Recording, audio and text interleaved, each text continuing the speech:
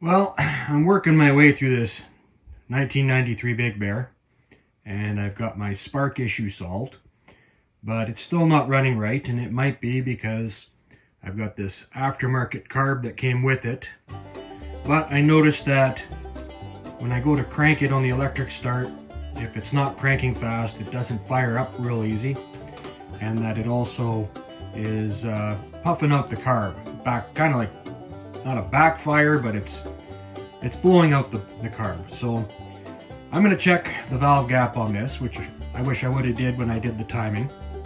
But essentially, once you get your timing lined up, you're going to want to take the tops off so you can see where you put your little feeler gauges in.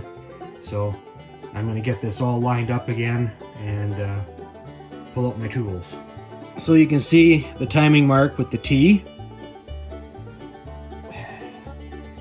And you can see the timing mark up here lining up here. So now I'm just going to check and make sure that these are not tight. A little bit of play. A little bit of play on the other side. If they're tight, you're probably on the wrong stroke. So you just keep rolling it around till you hit the top dead center again. But this is ready to adjust. So there should be a little bit of play unless you're really out of adjustment. But this thing runs, so I'm pretty sure I'm in the right place. Now I just have to get my feeler gauges and figure out what they need to be set to. So there's gap in here, and what you do is you slide this little feeler gauge in, and this is loose. So it should be between 0.002 and 0.004 inches, and that feeler gauge is 0.003 right in the middle. So what I'm going to do now is I'm going to loosen this nut and put the feeler gauge in and turn this down till it's snug, and then hold the top and tighten it, and just make sure that the feeler gauge is snug but not pinched. And this is the intake side where your carb is.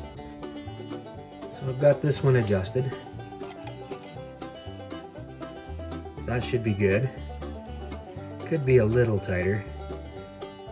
And now I'm going to work on the other side. The exhaust side is supposed to be between 006 and 008. So I don't have a 7. So I'm just going to use a 3 and a 4 and put them together, and that'll give me my 7. And see if I can adjust it right in the mid-range between those two values.